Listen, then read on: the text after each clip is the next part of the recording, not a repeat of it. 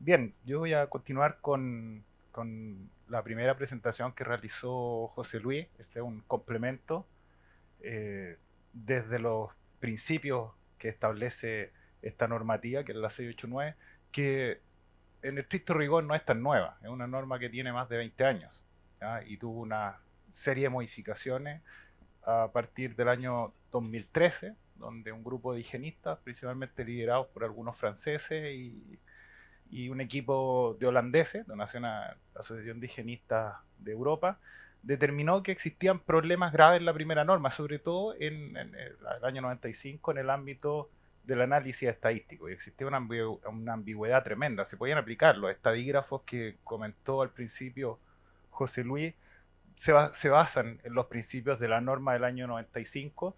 Sin embargo, siempre esa norma, al momento de aplicar, primero no indicaba un número mínimo de muestras, siempre el escenario era bastante pesimista para el higienista, porque tomaban muestras y constantemente ese proceso de toma de muestras lo llevaba a una etapa de indecisión. Y esa indecisión podía ser permanente y eterna y nunca existía esa posibilidad de dar soluciones a nivel empresarial. Y que también fue una crítica por parte de la empresa, es decir, ustedes me están aplicando un criterio, una normativa europea, pero no, siempre estoy en un ámbito de indecisión. Bueno, surge esta modificación con el equipo que mostró Cheli al principio, y esta modificación cambia. Y dice, bueno, hoy en día vamos a trabajar con un número o hacer inferencia con un número mínimo de muestras, pero vamos a eliminar ese campo de indecisión. O sea, preliminarmente trabajaban con un intervalo de confianza del 99,9%. O sea, inclusive trabajando con el intervalo de confianza en 95 hacia abajo, estaban recién cumpliendo, pero entre el 95 y el 99,9 existía un escenario de indecisión impresionante. No podían salir nunca de ese lugar. Bueno, esta norma cambia esa perspectiva, se hace una nueva modificación y hay diferentes escenarios. Yo voy a mostrar el escenario del calculador del INSHT, pero también en las plataformas existen otras instituciones como el INRS, que también tiene un propio calculador que es bastante simple de utilizar y estos se encuentran en línea. Parece que voy a tener, ahí voy a acercarme hacia allá a veces si no puedo cambiar. Bien, ¿qué es lo que busca esta norma? En estricto rigor, si nosotros vamos o estudiamos esta norma y leemos los conceptos, la conceptualización general, lo que busca esta norma es resolver un problema que es bastante frecuente cuando tomamos muestras. Primero, el tema de la variabilidad. Y ya lo comentó José Luis al principio, y seguramente todos los que tomamos muestras nos hemos dado cuenta que la variabilidad en el ámbito de, sobre todo la exposición a sustancias químicas, es bastante grande. Y por eso que, por lo general, los estadígrafos que aplicamos son a través de distribuciones que no son normales. Tenemos que utilizar distribuciones log normales y por eso trabajamos con la media geométrica o con la desviación estándar geométrica, aunque la norma sí especifica que puedo trabajar o podría encontrar en algunos casos poca variabilidad y con ello trabajar con distribuciones normales. Pero en el ámbito nuestro, por lo menos podríamos, dentro de los procesos de muestra, podríamos hacer referencia a que más del 85% de las muestras son distribuciones log normales. La normalidad es muy, muy baja. Bueno, y lo que busca entonces es resolver este problema de la variabilidad utilizando un número relativamente pequeño de muestras. Y ya lo chequeé al principio y estableció que hay un mínimo de 6 muestras. ¿Okay? Con ese mínimo de 6 de muestras podemos hacer inferencia y determinar, siendo bien positivo, si este grupo de trabajadores que voy a evaluar cumplen con un valor límite permisible, que está estipulado en nuestra legislación. Yo voy a ir asumiendo algunas modificaciones en función de los protocolos que nosotros tenemos implementados. Primero, y a raíz de la contextualización, entonces podríamos asumir que es imposible medir la exposición de cada uno de los trabajadores todos los días. Y ahí nosotros, lo que comentó Eduardo, prácticamente imposible. Y si queremos medirlo a todo un grupo de trabajadores, aun cuando tengamos los recursos, probablemente va a ser imposible. Y entonces tenemos que asumir ciertos criterios. Primero también tomar decisiones que si voy a medir en una única jornada, probablemente voy a asumir que es insuficiente para determinar si hay conformidad o no. Y eso también es permanente, que a veces nos dicen yo con una única muestra voy a determinar si un trabajador está expuesto, y esa decisión de exposición es determinante respecto a lo que va a ocurrir en 1, en 2 o en 3 años, que es un poco lo que establecen los protocolos de vigilancia, porque si mi concentración es bajo el 25% del límite permisible, lo más probable es que voy a estar midiendo 5 años después, pero con una única medición. Y eso técnicamente, y voy a hablar desde la estrategia técnica de la higiene, eso no es recomendable. Eso es una aberración lo que uno puede realizar con eso. Y por lo tanto, lo que nosotros tenemos que entregar es cierta herramienta y proyectar estas mediciones no solamente en un único día, sino que a varios días y distribuir en una jornada semanal. Y tomando varias muestras, asumamos que como mínimo 6. Existen otros criterios como los que establece NIOSH o lo que tenemos nosotros incorporado en el manual de toma de muestras, cuando trabajamos con muestras aleatorias, definir, bueno, por cada 10 trabajadores tendré que tomar por lo menos una muestra, más o menos, esos son algunos criterios, pero tienen que ser importantes. Y entonces, bajo ese ámbito, nosotros podemos encontrar dos posibilidades en la literatura. Una posibilidad es buscar este muestreo aleatorio, ¿no es cierto?, que también es válido, como les explicaba, tomar a través, por ejemplo, lo que establece NIOSH, que es la tabla que nosotros tenemos incorporada en el manual de toma de muestra, es decir, bueno, trabajamos con un intervalo de confianza en 90, 95 y definimos cuánto vamos a medir. O en una segunda etapa, que es un poco lo que se ha utilizado masivamente, es dividir la población expuesta en grupos de exposición similar. Y razonablemente uno podría decir que a lo mejor esta condición podría ser preferible a la anterior, porque al dividir en un muestreo aleatorio, probablemente o tengo una probabilidad alta de pasar por alto a aquellos subgrupos que pueden estar altamente expuestos. Y eso puede suceder.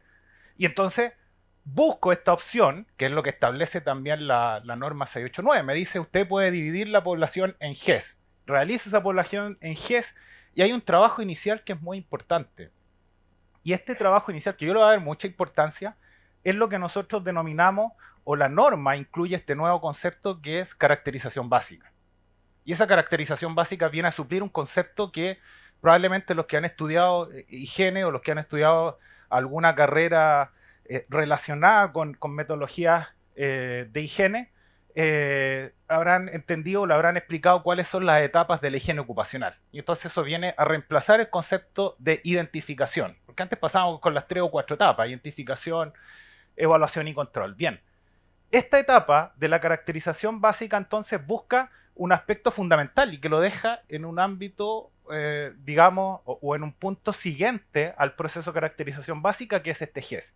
Y también la norma me entrega herramientas a través de, por ejemplo, un gráfico de regresión, que yo sé que a Chelis no le gusta mucho el gráfico de regresión, pero bueno, es una herramienta que se consideró para determinar si probablemente mis grupos de exposición similar están o fueron correctamente seleccionados. Es decir, si trazo esta recta, los grupos no se disparan y la norma sí me hace una serie de recomendaciones e imágenes donde puedo tomar decisiones si es que tendré que sacar algún trabajador. Pero básicamente son grupos de trabajadores que realizan labores similares y probablemente, y aquí hablamos de un concepto de los grupos de exposición similar que a veces suponemos que trabajan con las mismas herramientas o realizan la misma actividad. Pero ojo, que también hay que considerar que hay trabajadores que comparten un mismo espacio, y eso nos pasó en un ejemplo de polvo madera. Y que no solamente esos trabajadores, a lo mejor uno le llama maestro mueblista y el otro el ayudante, pero los dos son un mismo GES, comparten el mismo espacio y realizan las mismas actividades. Y ni voy a tocar el tema que también toca la norma de los criterios de multiexposición, porque a veces solamente asumimos que existe un único agente, porque si medimos sílice, la sílice no solamente está en los túneles, probablemente hay particulado diésel. Y eso ya hablamos que hay por lo menos dos agentes. Y los factores de multiexposición a veces son también bastante complejos, porque también hay, y me entrega la herramienta, tal cual como lo establece el artículo 69 del 594, el efecto aditivo. Y ni me voy a interiorizar en el efecto aditivo, que mucha información no la hay.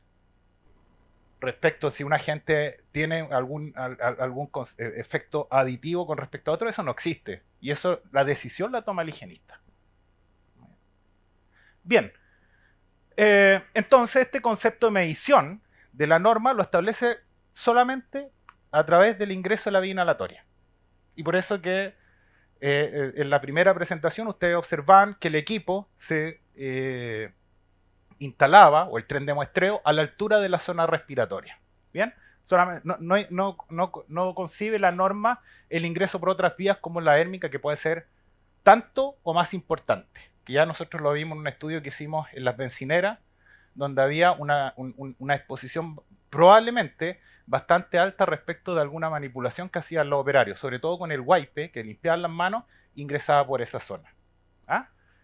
Bien, Y entonces esta estrategia para verificar la conformidad de un límite permisible se asocia, y principalmente voy a destacar este punto, que no debemos considerar o determinar si hay conformidad con pocas muestras, y que estas muestras adicionalmente no sean confiables ni representativas dentro de la jornada laboral y dentro también que por exposición diaria y también la exposición semanal.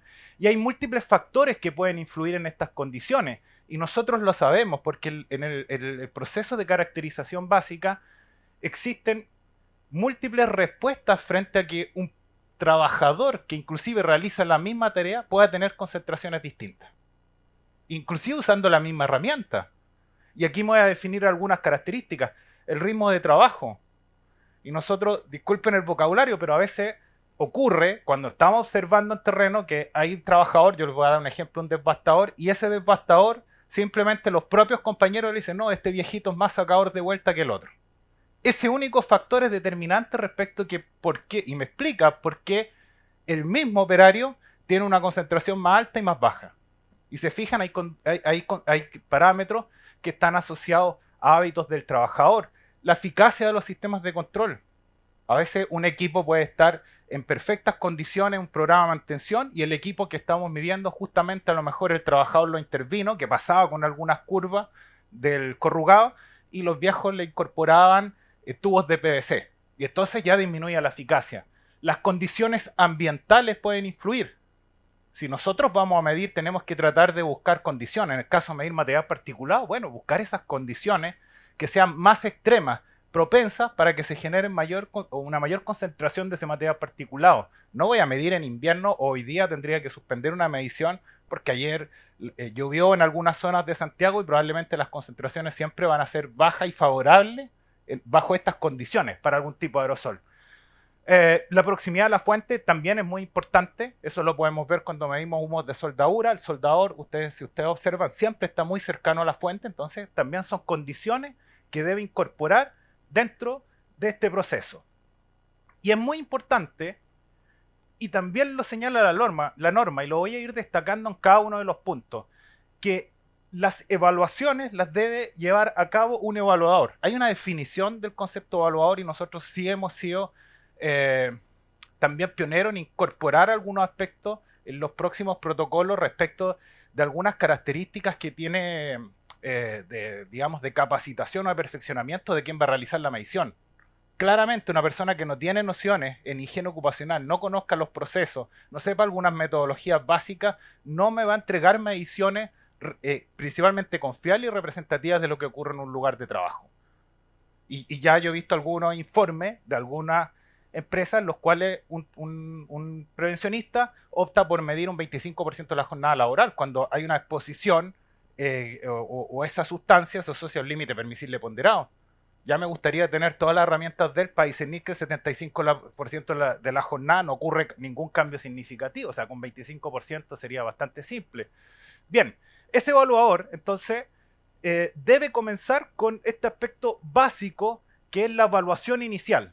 Y esa evaluación inicial yo le voy a dar prioridad a la primera parte, a la caracterización básica. Me importa mucho que se entienda la importancia de la caracterización básica. Y por supuesto, seguida de evaluaciones periódicas. La norma también lo señala, ya lo vieron en la presentación de Chile, donde especificaba cada cuánto tiempo voy a medir. Pero eso tampoco es nuevo para nosotros. Nosotros tenemos un protocolo, en el caso de sílice, y este protocolo determina en función de las concentraciones contra el nivel de riesgo, y ese nivel de riesgo me lleva a la periodicidad de la evaluación ambiental. O sea, cada cuánto tiempo voy a medir. Entonces eso nosotros lo tenemos, yo creo que hice el ejemplo final para mostrarles más o menos que llegan a conclusiones similares. O sea, tuve la suerte de que llegaran a esas condiciones similares. ¿Ya? Bueno, vamos a constituir el GES. Vamos a seleccionar este procedimiento medio adecuado. Yo voy a dar dos ejemplos. Uno que el que hicimos con polvo madera. Esas son las concentraciones que ustedes van a observar. Son concentraciones de mediciones que nosotros hemos realizado. Validación de los resultados, comparación con los límites permisibles y el informe de resultados, que es fundamental. Ese informe de resultados muchas veces no lo realiza la misma persona que está a cargo de las mediciones y tiene errores tremendos. Sobre todo, por ejemplo, si hay que aplicar factores de corrección por altura, si hay que aplicar factores de corrección producto de la jornada laboral, que si son más de 8 horas diarias y más de 45 semanales habrá que aplicarlo, sobre todo las metodologías o los procesos de calibración inicial y final, cuáles son los rangos que tienen que cumplir las bombas de muestreo, las desviaciones máximas, la comparación entre el proceso de calibración inicial y final. Eso tiene que estar en el informe. Inclusive en el informe debiese estar indicado qué tipo de artilugios utilizó para trabajar, por ejemplo, en la medición de fracción respirable. Que el ciclón, que a lo mejor lo hemos escuchado, pero un artilugio importante, y nadie entrega información respecto de qué ciclón utilizó, porque el ciclón es el determinante en esa evaluación del caudal con el cual voy a configurar la bomba de muestreo. Y si ese caudal no corresponde al ciclón, se acabó el punto de corte y se acabó la discriminación. Y ahí tenemos serios problemas. Y entonces, cada uno de estos puntos lo profundiza la norma, pero muy importante. Yo creo que la sumatoria de todo, en este caso, ayuda a tener datos mucho más robustos y un poco también refleja la complejidad de tomar mediciones y la necesidad de formar a futuros higienistas. Bien, este diagrama, una imagen de la norma, ustedes pueden ver, si la pudiese dividir, cuáles son los tres grandes ejes de la norma, es este proceso de caracterización básica conocido como identificación de peligro, medición de la exposición y finalmente la comparación con el valor límite. Siempre este profesional que está a cargo de realizar cada una de las etapas tiene que ser un especialista entrenado y tiene que tener experiencia. Y eso es fundamental. Si habrá que formarlo, tendrán que formarse y tendrán que salir a terreno y tendrán que enfrentarse a ciertas condiciones que a veces para los que miden tienden a ser bastante adversas. Sobre todo, bueno, yo he ido a medir chancadores primarios y ahí es bastante complejo respecto sobre todo del volumen de muestreo. No puedo asumir que con una única muestra, un chancador primario yo lo voy a medir porque esa muestra se colmata. Y a veces las propias distancias, lo que decía Eduardo, yo estaba en Teniente, y Eduardo me acompañó a medir en Teniente, eran cuántos kilómetros diarios recorríamos caminando para buscar a un trabajador. A veces es complejo ese escenario. Bien, entonces, antes de realizar cualquier medición, es esencial para este evaluador llevar a cabo esta caracterización básica. Y en verde destaco la definición que contempla la norma respecto al evaluador, es decir, un especialista suficientemente formado y con experiencia en principio de la higiene industrial y las técnicas de medición para llevar a cabo la parte de la evaluación. Y es algo que estamos considerando en los protocolos de vigilancia. Algo que lo considera la norma y algo que también los consideran las instituciones de referencia, no solamente como nosotros, como instituto, sino que también internacionalmente. En síntesis, ¿qué es lo que contempla la norma? Esto es el diagrama, trabajé en este diagrama de la norma para reflejar cuáles son las etapas importantes. La caracterización básica, donde vamos a hacer una identificación de los agentes químicos, vamos a revisar los factores de exposición y vamos a hacer estimaciones de exposición, que a veces estas exposiciones pueden ser cuantitativas o cualitativas. Y esa información yo la puedo alimentar con, a lo mejor, estudios que se hayan realizado en la propia empresa. Yo le voy a pedir el listado de mediciones, si es que la tiene, para más o menos analizar cuáles pueden ser los rangos de concentraciones, o utilizar algunos rangos cualitativos como son control banding, que nosotros sí tenemos una nota técnica y que aplicable, digamos, a diferentes tipos de sustancias químicas que en función del HCE, y esa está en la página web, o a lo mejor estimaciones con criterios semi-cuantitativos, tubos colorimétricos. Mucha gente no sabe usar los tubos colorimétricos y me entregan un parámetro certero, preciso y con desviaciones muy pequeñas respecto a lo que ocurre. Bien, la estrategia de muestreo es fundamental. Aquí hay una labor muy importante respecto a la constitución de los grupos de exposición similar hasta pasar, ¿no es cierto?, a definir cuál es el procedimiento medida. Y aquí vamos a hablar respecto a lo que comentaba Chely respecto del volumen mínimo de muestreo. Voy a hacer dos ejemplos. Uno netamente enfocado a un poco a una concepción general y el siguiente ejemplo voy a aplicar directamente tanto la norma 689 como la 482. ¿Okay? Para que se entienda un poco lo que planteó al principio José Luis. Bien, voy a realizar las mediciones, valoro los resultados del GES y esta valoración, bueno, también lo puedo hacer a través de la plataforma o del software que es muy fácil de aplicar. Y esta última etapa es solamente asociado al anexo F de la norma. Esto es el test estadístico. toda esta etapa está asociado al calculador, es un anexo más de la norma y me permite finalmente determinar a través de dos criterios. Ya lo hablaba José Luis. La prueba preliminar que me dice, bueno, usted tiene que tener por lo menos 3 mediciones y esas 3 mediciones todas tienen que ser inferiores al 10% del límite para determinar conformidad. Si no, pasa a 4, que deberían ser inferiores al 15%, o a 5, que deberían ser inferiores al 20%. Si no cumple ninguno de esos criterios, test estadístico, mínimo 6 muestras, y ese test estadístico lo aplico con lo que contempla la norma, en este caso el software, que es mucho más simple. Siempre considerando también este concepto de reevaluación, que es muy importante el concepto de reevaluación. También lo señala la norma y también lo señala mucha literatura, que si yo voy a medir cada 5 años, no es que voy a realizar esta medición y luego desaparezco. Tiene que existir un control permanente, anual, por parte de personas que observen que las condiciones de ese lugar se mantienen y no cambian. Por ejemplo, producción, o por ejemplo, que cambien la herramienta. A mí, hace muchos años atrás, yo trabajaba en una planta de tratamiento de agua y resulta que diseñaron una planta de tratamiento de agua con X dispositivos que se llamaban fulones, donde se incorporaba el cuero, y a los meses después cambiaron por el doble de fulones y esa planta de tratamiento de agua se perdió. Nunca más volvió a ser eficiente como al principio. Entonces, por eso que es importante considerar esas reevaluaciones, pero también con verificación periódica. Bueno, ahí lo dejé en verde. ¿Cuáles son estas etapas entonces? Y yo les comenté al principio que me voy a centrar bastante en la caracterización básica. Creo que esto para mí es lo fundamental respecto de las decisiones que voy a tomar a futuro. Eso es primordial. Bien, la identificación de los agentes químicos. Acá voy a hacer un análisis, ¿no es cierto?, de los procesos. Voy a determinar cuáles son las materias primas, los productos intermedios y finales que están involucrados. Esto también requiere experiencia profesional, pero probablemente si no conozco el proceso, debo tener apoyos por parte de los supervisores, conversar con los trabajadores, eso es fundamental también. Muchas veces, cuando estábamos realizando las mediciones de diésel, los trabajadores nos decían, mira, hoy en día está parado este proceso y hemos choqueteado 2 veces cuando lo hacemos 4 veces. Bueno, eso también hay que considerarlo. Y probablemente volver a medir otro día, porque ese proceso donde se aplicaba hormigón a presión era el que generaba mayor cantidad de particulado diésel. Voy a contener, ojalá apoyarme a través de toda la información que me dé cierta evidencia respecto al tipo de sustancia, como es a lo mejor las fichas de seguridad. También es muy importante.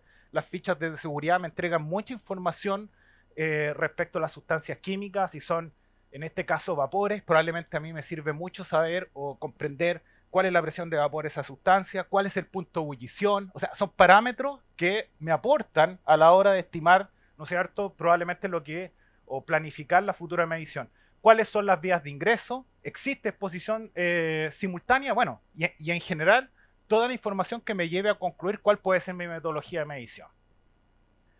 Voy a revisar los factores de exposición y para eso es fundamental entonces, sobre todo, por ejemplo, si quiero medir a este trabajador, determinar cuál es el tiempo de exposición y entonces ese tiempo de exposición va a ser importante respecto a la sustancia química que voy a medir.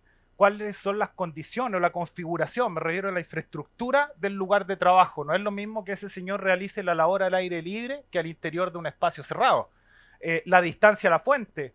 ¿Cuáles son las características de los equipos? ¿Se encuentran en perfectas condiciones? ¿Falla constantemente este equipo? ¿Existe orden y limpieza en ese lugar? También hay una relación bastante directa de algunos lugares de trabajo que son muy desordenados y que no los limpian constantemente y se disparan las concentraciones. Y eso lo vimos en la industria del mueble. Generalmente nosotros caminábamos y había centímetros y capas de acerrín. Y eso también generaba constantemente mayor exposición por parte de los trabajadores. Existen sistemas de control. ¿Cuál es la carga de trabajo?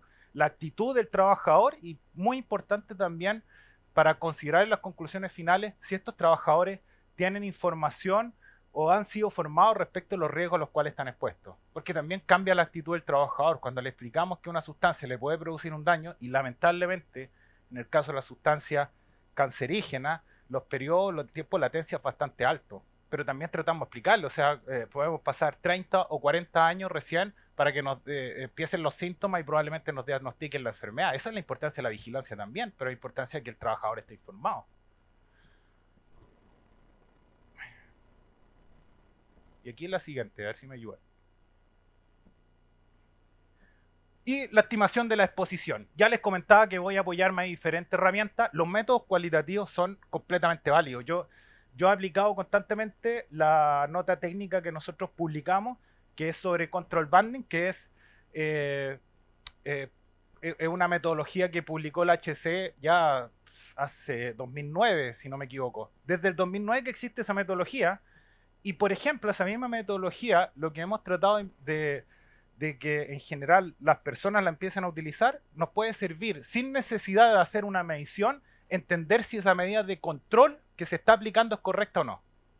Y eso es fundamental porque lo que busco también es, si tengo recursos finitos, bueno, tengo que buscar operativamente la mejor estrategia para no estar perdiendo recursos. A veces no tiene sentido medir cuando sé que esa concentración va a ser alta. Ya se los voy a explicar con el devastador. Si a mí alguien me dice, o alguna empresa llegue y nos pide que le midamos un devastador sin sistema de extracción, es decir, que eso no se puede realizar. Esa labor imposible. Los que han visto el desbaste, en el momento que empieza este devastador, desaparece en un par de segundos, ese tipo desaparece. Y eso es imposible medir. Hay que aplicar medida de control. Bueno, control banding me sirve. Las herramientas del coach Essential. Inclusive asociar conceptos de que cuán tóxica es una sustancia con respecto a otra. Y yo he hecho el ejercicio y siempre lo hago cuando hacemos control banding de que las personas evalúen la acetona respecto del producto que venden en el supermercado, que la acetona se ocupa para sacar la pintura de la uña, respecto del producto que dice libre de acetona. Y que a veces analiza y piensa, porque lo primero que razono cuando veo un producto libre de acetona, yo digo, este probablemente es menos tóxico que la acetona. Es lo primero que razono, yo lo veía en un supermercado. Hice el ejercicio.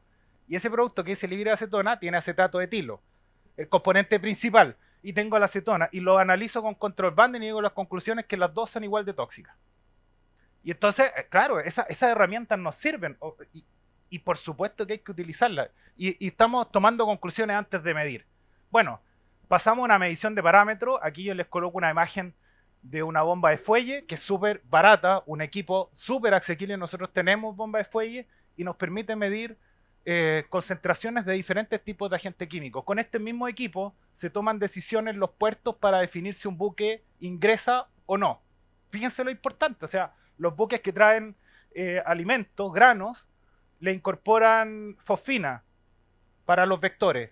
Y entonces llega una persona con un tubo colorimétrico, mide y ese tubo determina, o esa medición es determinante respecto a si ingresa o no. Si hay presencia bofina, el buque se tiene que ir para afuera, abrir las compuertas y que baje la concentración. Fíjese lo importante, y se puede ocupar.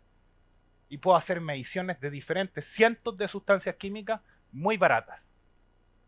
Bueno, comparación con otros lugares de trabajo similares, lo hay. Nosotros tenemos publicaciones de mediciones de diferentes tipos de puestos de trabajo. Los ejemplos que voy a dar están publicados en la página web. O sea, cualquier persona que quisiera evaluar, por ejemplo, el devastador, va a tener los datos libres, gratis, en la página web para determinar, mira, con este sistema de control, más o menos vamos a encontrar este rango. O sea, puede tomar conclusiones.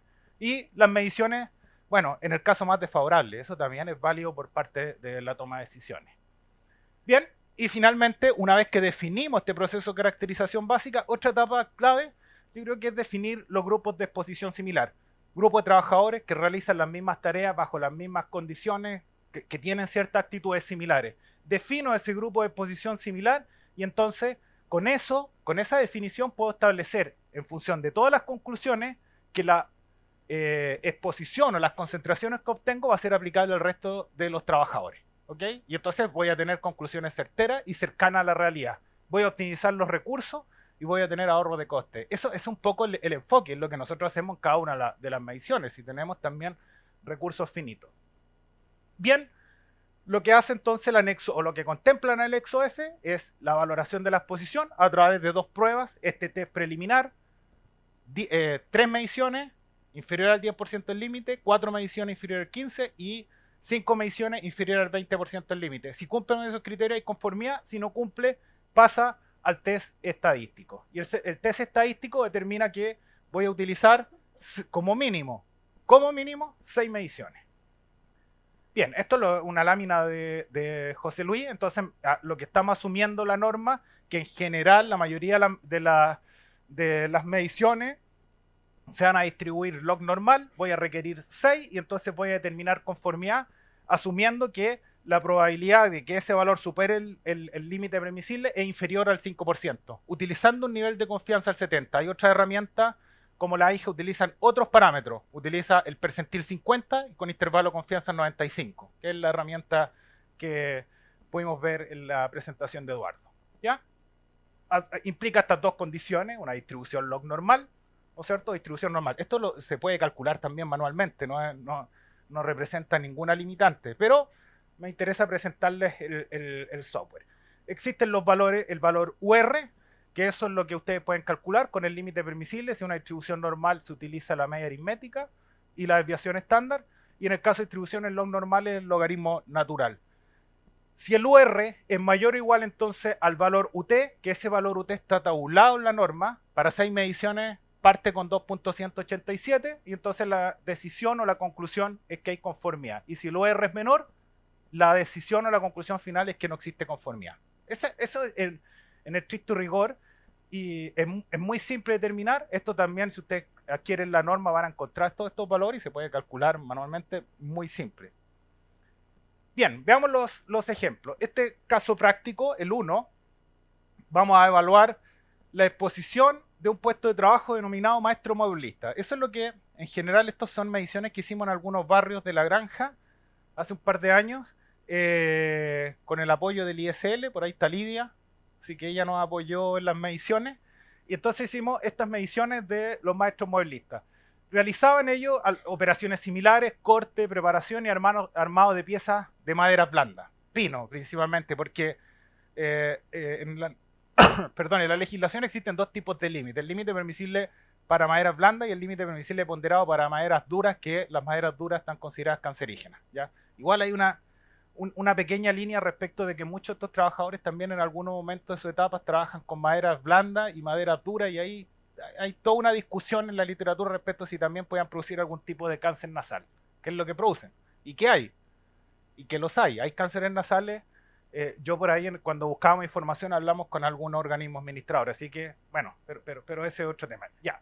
La jornada de trabajo son de 10 horas diarias, con un total semanal de 50. Por lo tanto, si ya son 50 horas, tenemos que pasar al primer criterio. Es decir, vamos a aplicar el factor de ajuste, o sea, un factor de corrección con el cual va a disminuir el límite permisible ponderado. Es decir, nos da 0,7, el límite debiese generar una reducción del 30%. Por lo tanto, este límite permisible ponderado corregido ahora va a ser de 2,8 miligramos por metro cúbico. Ese es nuestro parámetro donde vamos a apuntar todas nuestras mediciones. Hay que volver atrás. Ya. Ahí está. Estas son imágenes, son fotografías que nosotros sacamos. Si ustedes se fijan, yo les hablé del orden y limpieza, fíjense. Y eso también contribuye a generar exposición. Bien, establecimos este GES para 5 trabajadores, ¿no es cierto? Similar perfil de exposición, ya lo expliqué, similitud y frecuencia en las tareas, similitud en los procesos, todos ellos realizan todas las etapas, ese es el criterio. Y vamos a realizar dos criterios. Primero, que la muestra sea representativa. Y la representatividad respecto a que existe un protocolo de toma de muestra específico para polvo madera, que también está publicado. Y entonces esta representativa para nuestro país, José Luis le habló que ellos asumen como mínimo el 80%. Nosotros hablamos como mínimo el 70%. Lo destaco en rojo. El tiempo mínimo es el 70%. Ojalá pudiésemos medir toda la jornada. Siempre cuando tomamos el tiempo mínimo, vamos a tener un talón de Aquiles que o tenemos que tomar decisiones respecto de que existe un 30% en la jornada que no los evaluamos y que no sabemos probablemente lo que pasó. Entonces, tratar de proyectarla al mayor tiempo posible es una buena estrategia. Bueno, y en jornadas distintas, y lo voy a seguir insistiendo, y trabajadores diferentes, son más confiables y representativas. Bien, vamos a definir entonces, tenemos este GES para los 5 trabajadores y realizamos la primera tanda de mediciones. Los numeré a los trabajadores, medimos al trabajador 1, la concentración fue 0,98, el trabajador 2 miligramos por metro cúbico y el trabajador 4, 2,8. Procedemos a ingresar al software El software ustedes ingresan en la página web, colocan en Google calculador y en SHT hay un calculador para diferentes agentes. Hay, creo que hay para riesgos físicos, hay una serie de requisitos, pero ingresamos el calculador de agentes químicos, incorporamos que esta muestra es variable, eso nosotros lo vamos pinchando, no es que sea, generalmente son todas variables, y me pide información, esto optativo, pero yo incorporo acá qué tipo de empresa es, en este caso una mueblería, ellos realizan, qué actividad realizan, fabricación de muebles, el número de trabajadores del GES son 5, dónde está situado, y el operador, que en este caso CAP, que soy, en este caso me anoté yo, la fecha, etcétera. Pero es muy simple el ingreso de los datos. Me permite entonces, paso a la siguiente etapa del calculador, incluyo el nombre del agente, ya incluyo el valor límite corregido, que son 2,8, el tiempo de exposición, en este caso, ¿cuánto eran? 10 horas, 600 minutos. Y este es un valor opcional que es como lo comentó el José Luis al principio, calcular el límite de cuantificación en función del volumen mínimo, pero es opcional, no es necesario ingresarlo. Y procedo a ingresar la primera tanda de datos. Ingreso los 3 datos, 0,98 para el trabajador 1, 2 para 2 miligramos por metro cúbico para el trabajador 3 y 2,8. Entonces el calculador me entrega la siguiente información, es decir, no hay decisión, que es lo primero con esa tanda. ¿Qué es lo que me dice? Es necesario completar con 3 mediciones adicionales hasta completar un total de 6 jornadas. Voy a tener que aplicar el test estadístico.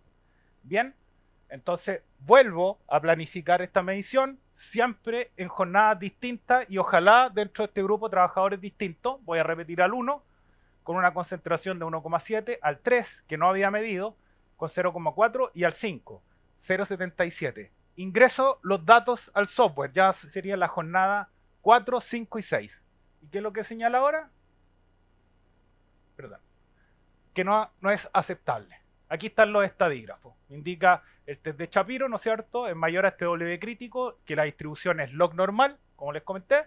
Los estadísticos señalan la media geométrica, la desviación estándar, el LSC 9570, 5.68, el valor UR 1.20 es menor al valor UT y por lo tanto me indica que no es aceptable. Lo que tengo que implementar son medidas de control que se relacionan con las condiciones que encontramos, o sea, condiciones donde no existían medidas de control, estaba todo el entorno con mucho material particulado, acerrín en las condiciones, las limpiezas de algunas empresas las realizaban con barredores de hoja, tenían unos barredores y limpiaban, entonces era compleja la condición, pero eso podría ser mejorable para futuras mediciones. Esto también me lo entrega el software y me entrega este gráfico de regresión donde podemos ver que la constitución del GES está correcta. Existen otros criterios también. En el caso del INRS, que el INRS establece que el GES está bien constituido si la desviación estándar es inferior a 3. Ese es otro criterio. Cada organismo determina su propia herramienta. Bien, vamos a este caso práctico 2, que estas fotos también, esta es una medición que hicimos, si no me equivoco, el año 2012, y esto marcó un hito importante porque en el año 2012 yo recuerdo que llegaba una prevencionista a una empresa y nos pidió que le fuéramos a medir unos edificios allá que estaban construyendo en el barrio alto. Y cuando fuimos a ver, me habló de los devastadores. Yo poco conocía a los devastadores, pero cuando ingresamos a esta zona de los estacionamientos y estaba un señor, iba a devastar, se estaba equipando, y cuando devasta, a los 30 segundos ese tipo desapareció y había otro viejo golpeando los filtros de material particulado. Eso era impresentable. Punto de vista nuestro, nosotros dijimos, eso no lo vamos a medir. Esa muestra, ese filtro se va a colmatar rápidamente, el laboratorio lo va a rechazar, obvio. Y entonces lo que tuvieron que hacer es buscar una medida de control. Nosotros ya teníamos evidencia de que empezamos a buscar información y existían herramientas, que está una marca súper reconocida que se utiliza en la construcción, y esta empresa ya estaba vendiendo estos devastadores con el sistema de extracción, con esta tubería flexible. Bien, entonces le dijimos, bueno, empecemos a medir en diferentes edificios. Tomamos 5 o 6 empresas distintas y fuimos a medir. Asumimos TGES, ¿no es cierto? Para los trabajadores, cumplían si ustedes se fijan, la misma condición. esta es una foto sacada a contraluz para ver que todavía existía material particulado, pero si ustedes se fijan, aquí no se ve prácticamente. Pero por eso la sacamos. O sea, no es que no exista, no es que no exista material particulado. Bien, medimos esta condición y empezamos a realizar el proceso de caracterización, ¿no es cierto? Creo que sí. Pasamos al... aquí. Entonces pasamos a este caso práctico. Primero definimos nuestro procedimiento de muestreo, que es el protocolo que estaba publicado, donde están todos los parámetros que les comenté que se deben cumplir. Tenemos un límite permisible ponderado, que es 0,08 miligramos por metro cúbico, y el análisis de las muestras debemos realizar, esto es para efectos del ejemplo, por difracción de rayos X, que tiene un límite de cuantificación de 10 microgramos por filtro. Ya tenemos las primeras herramientas para tomar decisiones. Bien, ya este es el criterio europeo, entonces establecemos que la muestra debe ser representativa, de acuerdo a la norma UNE 689. Toda la jornada de trabajo siempre tiene que importar, ojalá, medir el mayor tiempo posible. Pero si vamos a utilizar el criterio del 70%, nosotros deberíamos medir 336 minutos, algo así como 5 horas y 36 minutos de la jornada laboral. Y si esta muestra tiene que ser fiable de acuerdo a la norma 482, entonces debo cumplir con la posibilidad de captar un volumen suficiente para determinar concentraciones inferiores al 10% del límite permisible ponderado. Y eso va a depender del LPP y del límite de cuantificación de la técnica analítica, que lo voy a estimar. ¿Y qué es lo que estimo en la caracterización básica? Estimo lo siguiente: con toda la información obtenida, lo que voy a esperar son concentraciones próximas a la décima parte del valor límite. ¿Qué es lo que me va a dar con ese sistema de extracción? Nosotros ya teníamos preliminarmente muestrado algunos lugares. Y si voy a tener... Por eso que y me ha llamado la atención que algunos devastadores, y porque me lo han comentado, le están señalando los laboratorios que las concentraciones sean inferiores al límite de cuantificación. Y están tomando volúmenes que no corresponden. Están tomando volúmenes mucho más bajos. Entonces, si aplicamos este criterio, por ejemplo, esperando esta condición, voy a determinar el volumen mínimo. Este es un volumen mínimo teórico que establece la norma, es decir, el límite de cuantificación, que es 10 dividido por el 10% del límite permisible ponderado, es decir, debo muestrear 1250 litros para que pueda, ¿no es cierto?, obtener masa a partir del 10%, para que el laboratorio lo detecte a partir del 10% del límite permisible. Y entonces paso a la segunda etapa y debo, para este caso, seleccionar un ciclón, o sea, aquel artilugio que me permite realizar el punto de corte asociado a la fracción de interés, que me permita muestrear como mínimo 1250 litros, pero con un punto adicional dentro de la jornada que sea representativa, ¿no es cierto? 336 minutos. Y ese tiempo mínimo lo voy a determinar en función del volumen mínimo teórico dividido por el caudal del ciclón. Y es muy importante porque lo que nosotros conocemos generalmente son los ciclones. ¿Con qué ciclones estamos midiendo por lo general? Los Dor-Oliver, ¿o no? Y el Dor-Oliver es este ciclón de plástico de la marca Sensodyne. Este ciclón, que es el clásico, trabaja 1,7 litros por minuto. Con eso hace el punto de corte. Si trabajara con este ciclón, yo debería medir 735 minutos. ¿Superior a la jornada? Por lo tanto, no me serviría trabajar con ese ciclón. No voy a captar ese volumen suficiente. Y entonces tengo que pasar a otros ciclones. Aquí se desconfiguró la tabla. Yo estaba bien, ¿ya? Entonces voy a pasar a otros ciclones. Esta tabla estaba bien. Voy a pasar a otros ciclones que me permitan captar con un volumen mayor, ¿no es cierto? Y ese volumen mayor, el que me, digamos, se adapta a esta condición, parten con el BGI, que es un ciclón de aluminio, como el que está ahí. Y ese ciclón me permite que muestre 357 minutos. Con esto estoy cumpliendo el criterio del punto de corte. Todos estos ciclones se rigen en función de ensayos que se realizan o por criterios de Estados Unidos, que es la ACGIH, que llegó a un consenso, o con la norma UNE N481, que es lo europeo. Cualquiera de las dos normas las pueden aplicar. También hay una nota técnica sobre todos los ciclones que está publicada. Pueden encontrar, y hay una plataforma donde pueden encontrar los diferentes fabricantes. ¿Y qué importante? Entonces, con esto yo voy a estar captando o obteniendo un volumen que me permita encontrar y cumplir con el criterio de la 482, concentraciones inferiores al 10% del límite permisible más o menos. ¿Ok? Con ese ciclón. Y aquí están los 357.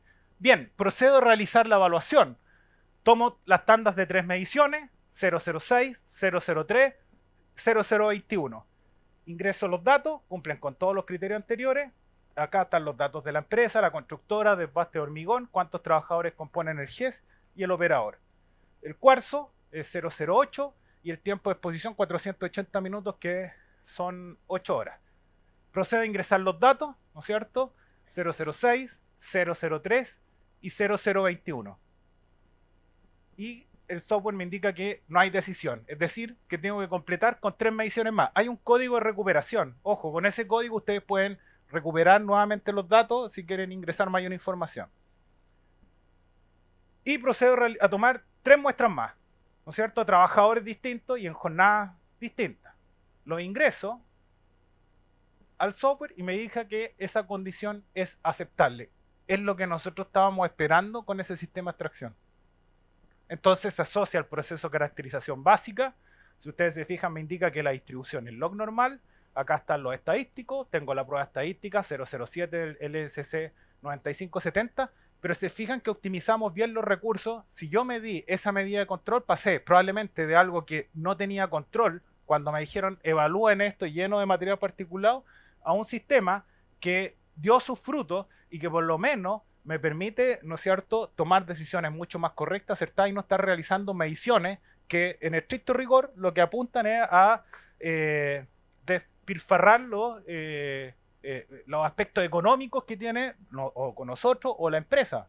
Hay que tomar decisiones certeras. Bien, yo le hablé que...